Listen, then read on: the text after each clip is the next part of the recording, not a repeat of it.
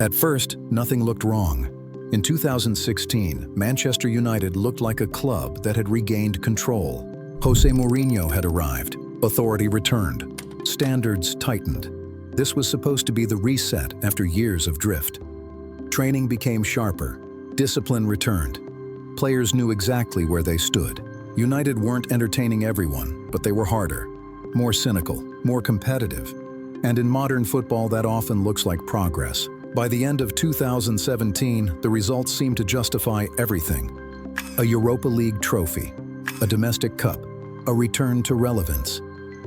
On the surface, the project worked, but football projects don't fail on the surface. They fail underneath. Because control built on pressure always has a cost. As 2017 turned into 2018, the tone began to change. Public criticism became routine, not aimed at opponents, aimed inward. Mistakes were dissected in interviews. Effort was questioned. Commitment was hinted at. It was subtle at first, then it wasn't. Confidence was traded for authority. Protection was replaced by exposure. At first, players accepted it. Winning makes people tolerate almost anything. But seasons are long, and resentment grows quietly.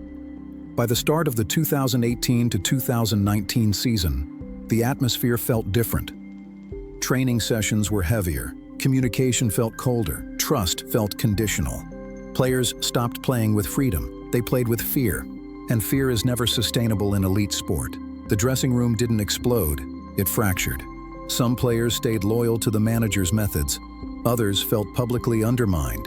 Young players froze, terrified of mistakes. Senior players felt stripped of influence. Leadership became confused. Hierarchy blurred. Once doubt spreads, authority weakens, and the football began to reflect it. United started losing control of matches they should have managed. Leads slipped late. Intensity dropped after setbacks. You could see it in the body language. Hands raised, heads dropped. The players were no longer fighting for the manager. They were trying not to be blamed. What accelerated everything was the public war. Comments about mentality, about attitude, about desire. Week after week, the manager versus the squad played out in full view. At that point, results almost stopped mattering. Because once players feel unprotected, they stop sacrificing. By December 2018, the situation was beyond saving. Performances looked empty, belief was gone. The atmosphere turned openly toxic. Old Trafford wasn't angry, it was tired. The club hesitated, hoping reputation could restore order. It couldn't. When Mourinho was dismissed at the end of 2018, the reaction said everything. Not outrage, not grief, relief. And that is the most damning verdict a dressing room can deliver, because this wasn't a tactical failure. It wasn't about formations or systems. It was a relationship failure. Managers don't lose dressing rooms because they demand too much. They lose them when fear replaces trust, when communication becomes confrontation, when mistakes are punished publicly, when winning is the only thing holding it together. Once results dip, there is nothing left. This story repeats itself in football. Different clubs, different managers, same ending.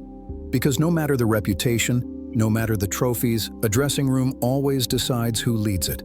And once that decision is made, there is no tactical solution, only the exit. If you want more football stories about power, pressure, and what really happens behind closed doors, subscribe. Because this is what GoalLine Stories is about.